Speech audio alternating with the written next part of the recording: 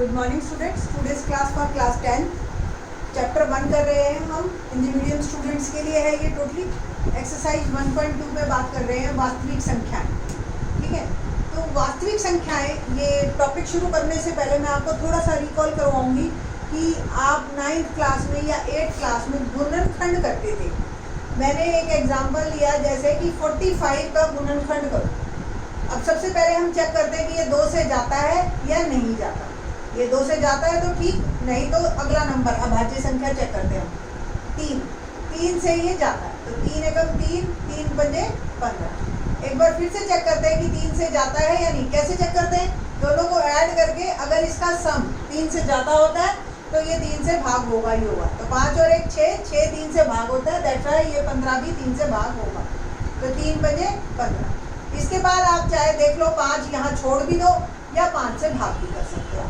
ठीक है, तो ये आपके गुणनखंड बन गए। ठीक, इसी पे ही हमारी ये जो है अंक गणित की आधारभूत प्रमेय। आधारभूत मतलब जो बेस है। ठीक है, तो fundamental theorem of arithmetic English में इसको कहते हैं। प्रत्येक भाज्य संख्या को अभाज्य संख्याओं के एक गुणनफल के रूप में व्यक्त किया जा सकता है। क्या मतलब हुआ इस लाइन का कि 45 को आप 3 गुना 3 गुना 5 प्रत्येक भाज्य संख्या को अभाज्य संख्याओं के गुणनफल के रूप में व्यक्त किया जा सकता है तथा यह गुणनखंड अभाज्य गुणनखंडों के आने वाले क्रम के बिना अद्वितीय होता है। अद्वितीय मतलब unique, one and only one. ठीक है, मतलब ऐसा एक ओनली है, कोई भी करे, मैं करूं, आप करो, कोई और तीसरा पर्सन करे, आज करे, कल करे, 2050 में करे, answer should be same, answer same आएगा। ठीक है, हाँ ये हो सकता है कोई 3 गुना 5 गुना 3 कर दे, कोई 5 गुना 3 गुना 3 कर दे। ठीक है, तो क्रम की हम बात नहीं कर रहे, हम ये कर रहे हैं कि 2 3 और 1 5 ही आएगा कंफर्म। ठीक है, तो ये आपका जो है इसको कहते हैं फंडामेंटल थ्योरम ऑफ अरिथमेटिक, अंकगणित की आधारभूत प्रमेय। इसी में ही हमारे क्वेश्चन है।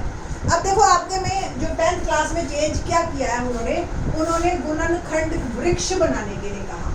गुणनखंड वृक्ष क्या है? ये है 45। आपने सबसे पहले इसके फैक्टर बनाए, एक 3 बना दिया और एक 15 बना दिया, फिर 15 के भी बना दिए, एक 3 और एक 5। तो जब तक ये अभाज्य संख्याएं नीचे नहीं आ जाती तब तक आपका ये वृक्ष चलता रहेगा। आपकी फर्स्ट एक्सरसाइज का फर्स्ट क्वेश्चन मतलब 1.2 एक्सरसाइज का क्वेश्चन नंबर 1 के 4 पार्ट हैं। चारों पार्ट इसी तरह से होंगे। ठीक है, तो इस तरीके से आप 45 के गुणनखंड वृक्ष बना सकते हो। तो एक्सरसाइज 1.2 का फर्स्ट का 5 पार्ट है, इसमें से एक पार्ट मैं करके दिखा देती हूँ आपको, फर्स्ट का 4th पार्ट। ठीक है, बाकी के आप खुद करना। क्वेश्चन है हमारे पास कि 5005 के प्राइम फैक्टर बनाइए, यानी कि गुणनखंड बनाइए। ठीक है, पहले आप बिल्कुल वैसे ही करिए जैसे आप करते आ रहे हैं। फर्स्ट ऑफ ऑल आप चेक करिए कि ये 2 से जाता है या नहीं जाता। फिर 3 से चेक कीजिए। देखो 5 5 10 10 3 से नहीं जाता तो ये 3 से भी नहीं जाएगा। 5 से हमारा ये कंफर्म है क्योंकि वंस प्लेस पे अगर यानी कि इकाई वाले स्थान पे अगर 5 या 0 हो तो वो संख्या 5 से विभाजित होती है। तो 5 से हम करते हैं, 5 एकम 5 नहीं जाता, 0 0 और 5 एकम 5। अब ये 5 से भी नहीं जा रहा। अगली अभाज्य संख्या कौन सी है? 7। तो 7 से चेक करने का तरीका बताती हूँ मैं आपको। जो ये वंस प्लेस पे है यानी कि 1, इसका डबल ऐसे सब्ट्रैक्ट करो। ठीक है, 98। अगर ये 7 से जा रहा है तो ये पूरी संख्या 7 से जाएगी। ठीक है, तो 7 एकम 7, 7 चौक 28, 7 से जा रहा है तो चेक करते हैं हम 7 से करके देखते हैं।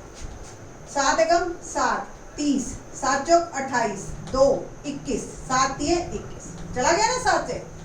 अब ये वाली संख्या भी हमारी 7 से नहीं जा रही। अगली अभाज्य संख्या कौन सी है? 11। ठीक है, 11 के लिए क्या होता है? आप 1 और 3 यानी कि ऑड प्लेस वालों को आप ऐड कीजिए और इवन प्लेस वालों को ऐड कीजिए, यानी कि जो संख्याएं विषम स्थान पे आ रही हैं 1 जमा 3 और 4, फिर इनका करते हैं डिफरेंस। अगर ये डिफरेंस 0 या 11 का मल्टीपल आया यानी कि 11 का गुणज, तो हम ये संख्या 11 से जाएगी ही जाएगी। छोटी संख्या है वैसे ही चेक कर लो, बड़ी संख्याओं के लिए ये सूत्र है आपके पास। ठीक है, तो 11 के बारे में बात करते हैं। 11 एकम 11, 3 बचा 33, 11 3 33, और अगली आई ही भाज्य संख्या है, तो हमारे को कोई दिक्कत नहीं। अब इसका गुणनखंड वृक्ष कैसे बनेगा? 5005 और ये चला आपका पहला 5 और ये हो गया 1001। ठीक है, फिर 1001 के फिर टुकड़े करेंगे, एक 7 और एक 143। ठीक है, फिर 143 के फिर टुकड़े करेंगे आप, तो ये आ गया 11 और ये आ गया 13। तो इधर वाली संख्या जो है आपकी बढ़ती चली गई, और जहां पे अभाज्य संख्या आई वहां पे हमारा गुणनखंड वृक्ष खत्म हो गया। कोई बच्चा अगर इसको 13 से शुरू करता है तो भी कोई दिक्कत नहीं है।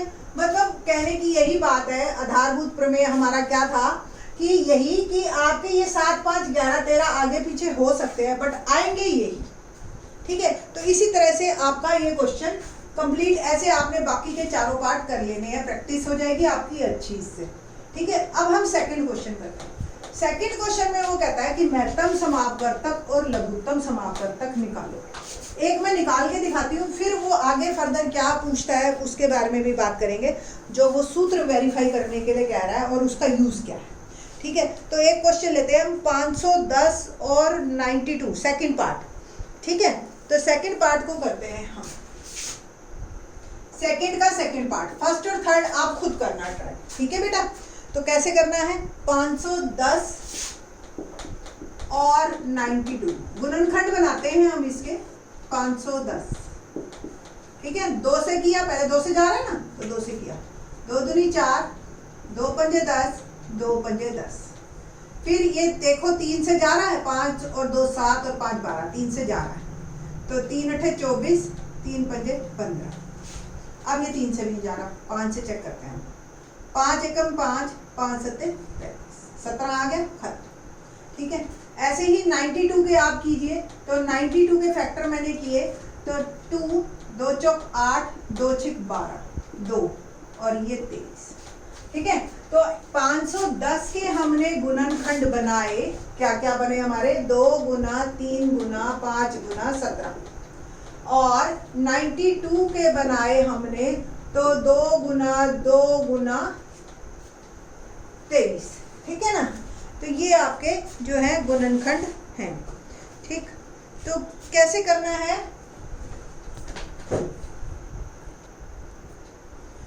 तो HCF निकालने के लिए हम क्या करते हैं, वो संख्या देखते हैं जो दोनों में कॉमन।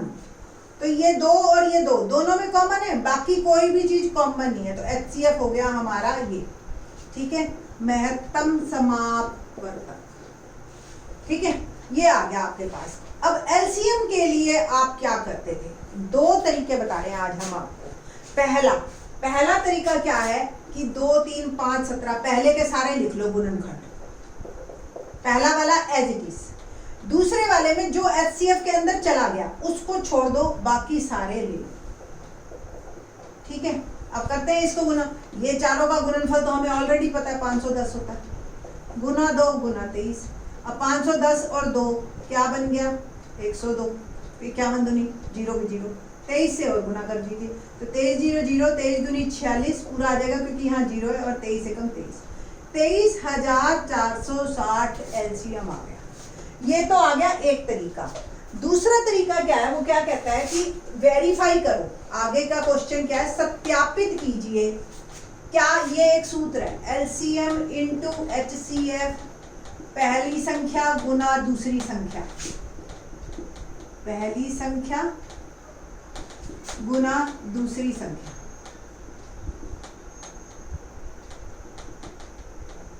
पहली संख्या। ओके, तो HCF और LCM, HCF हमारा क्या आया 2, LCM क्या आया 23,460, पहली संख्या 510 और दूसरी संख्या मेरी क्या आई 90। गुना करते हैं और देखते हैं क्या उत्तर आता है। 2 0 0, 2 6 12, 1 2 चौक 8 और 1 9, 2 3 6 और 2 दूनी 4। 510 को मैं 92 से करती हूँ गुना, तो 2 से किया पहले, 2 पंजे 10, 9 0 0, 9 एकम 9 9 और 5 45, 02964 सेम आ गया। बस यही हमने हर क्वेश्चन के लिए करना है। अब मैंने आपको कहा था कि एलसीएम निकालने का मैं दूसरा तरीका भी बताऊंगी। तो ये सूत्र कोई जरूरी नहीं सत्यापित के लिए ही हो, आप इससे एलसीएम भी निकाल सकते हो। आप लिख सकते हो कि हमें पता है एलसीएम, ये तो हो गया, इसको मैं रब कर रही हूँ। एलसीएम मेरे को निकालना है, सोचो ये एलसीएम, ठीक है, ये सूत्र हो गया मेरे पास, एलसीएम इनटू एचसीएफ, पहली संख्या गुना दूसरी संख्या। अब एलसीएम निकालने के लिए क्या करेंगे हम, ये गुना में, दो वहां पे गुना में तो वहां जाके भाग, बस सिंपल 46 से इसको गुना कर दीजिए। इसको 46 से गुना करोगे आपका आ जाएगा 23,400। तो ऐसे निकालो, ये सूत्र का फायदा ही है। बट ये ध्यान रखना है आपने कि ये सूत्र सिर्फ 2 संख्याओं में ही चलता है। अगला क्वेश्चन हमारा 3 संख्याओं वाला है, उस पे ये नहीं चलेगा, सिर्फ 2 संख्याओं पे ही चलेगा। एक और पार्ट में इसका करके दिखा देती हूँ ताकि आप लोगों को कोई कंफ्यूजन ना रहे, ठीक है। तो दूसरा पार्ट क्या है हमारे पास, ये सूत्र लिखा रहे। तीसरा पार्ट यानी कि फर्स्ट का थर्ड पार्ट क्या है, 336 और 54, यही है ना, हाँ जी, 336 और 54। तो देखते हैं गुणनखंड। पहले 336 का 2 से किया, पहले मैंने 2 एकम 2, 2 छिक 12, 2 अट्ठे 16, फिर 2 से किया, 2 अट्ठे 16, 2 जब 8, फिर 2 से किया, 2 चौके 8, 2 दूनी 4, फिर 2 से किया, 2 दूनी 4, 2 एकम 2, फिर 3 से किया, 3 सत्ते 21, ठीक है। 54 को करते हैं हम 2 से, पहले 2 दूनी 4, 2 सत्ते 14, 3 से, 3 दिन 27, 3 तिया 9, ठीक। तो इस तरीके से हमारे ये गुणनखंड बन गए।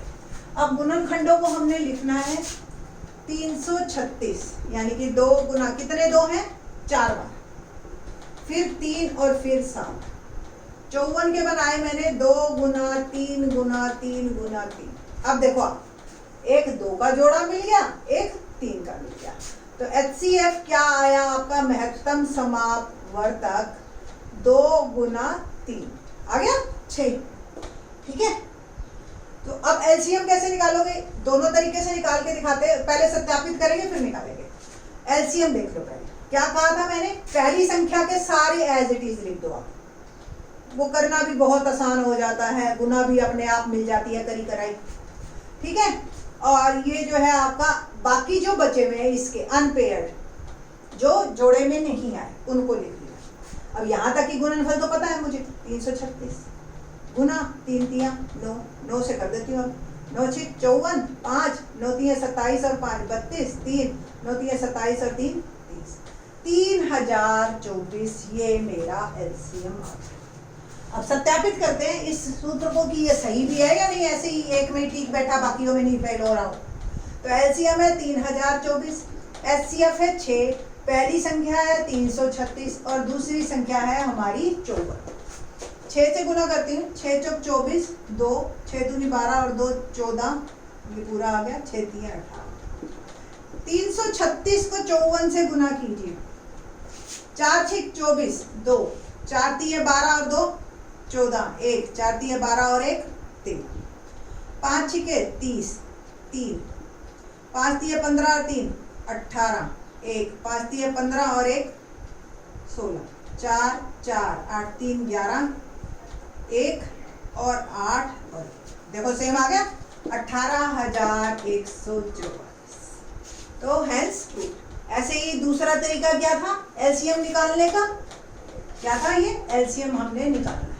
तो एलसीएम निकालने के लिए आप 336 गुना 54 बटा, देखो ये एचसीएफ है, तो एचसीएफ पता है इन दोनों को काटेगा ही काटेगा, दोनों को काटेगा, किसी को मर्जी काट लीजिए आप।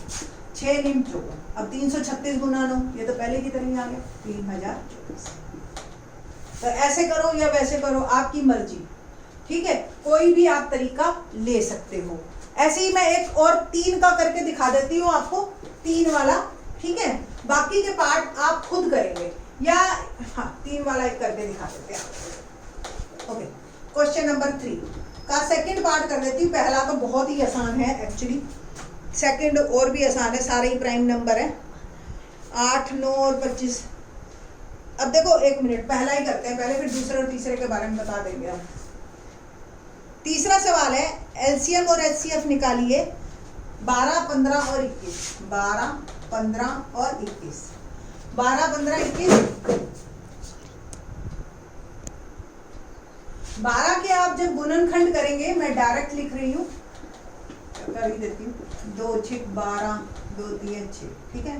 तो 12 के गुणनखंड क्या आए, 2 गुना 2 गुना 3।